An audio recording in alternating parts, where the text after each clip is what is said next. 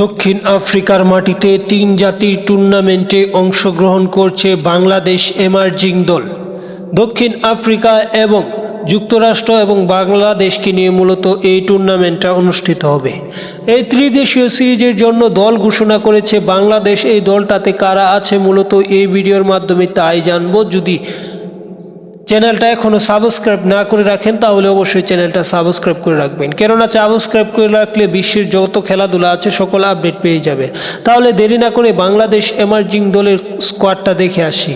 আছে জাকির হাসান, মাহফিজুল ইসলাম, ইফতেখার হোসেন ইফতি, শাহাদাত হোসেন, সামিউর বশির রাতুল, ইমন খান, রোহানুল দুল্লা বর্ষণও আছে। এই দলটাতে আছে এনামুল হক, ইরফান শুক্কর, মাহিদুল ইসলাম অঙ্কন, আছে ইকবাল হোসেন ইমন, চৌধুরী মোহাম্মদ রেজওয়ান, আবু হাশিম, আছে হাবিবুর রহমান সুহান, আমিনুল ইসলাম বিপ্লব।